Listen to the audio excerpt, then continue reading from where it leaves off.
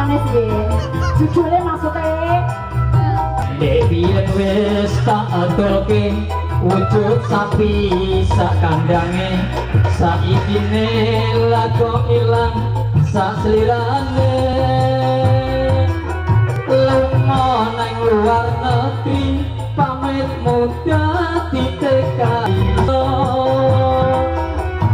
apa kurang kaya banjur kowe malah lunga saiki kowe rabi wong manca negara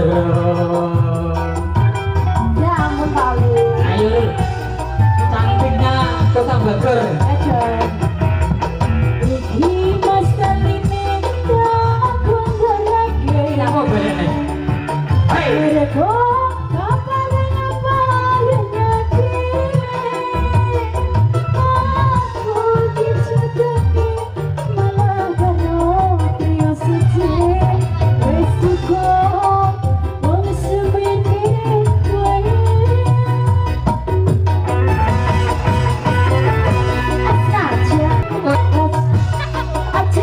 penang kamar buri tanggo tresno tukang suci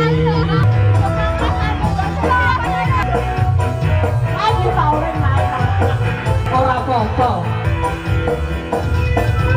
bersama Yuskoci ayo mas sing kowe enak mas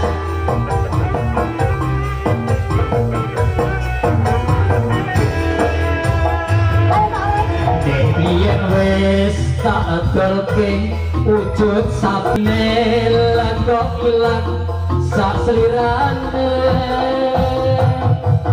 lunga nang luar negeri pamit muda ditekai saiki lago kowe malah rabi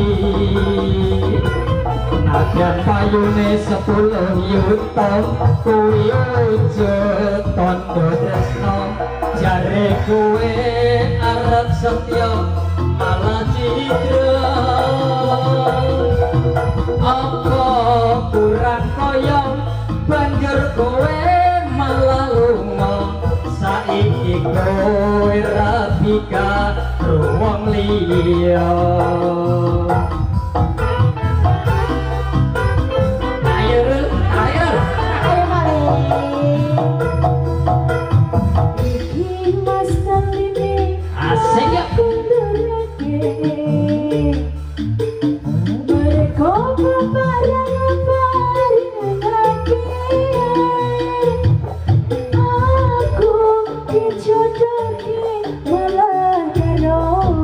asik ya ya mas kalem wes cukup aja duwe semene wae.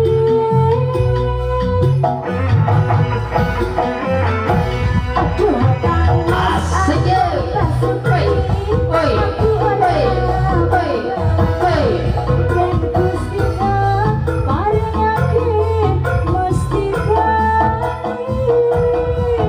tali sapi iki tak simpen nang kamar mburi tali sapi tandha tresno tukang suci tali sapi tandha tresno tukang suci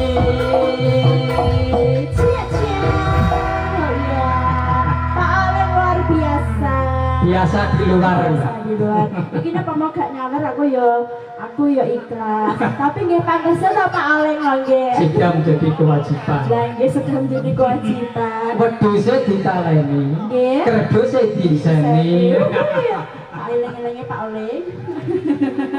terima kasih tapi ya Pak Aleng. Aku malah tawa. Mbok mlungi ya kamu.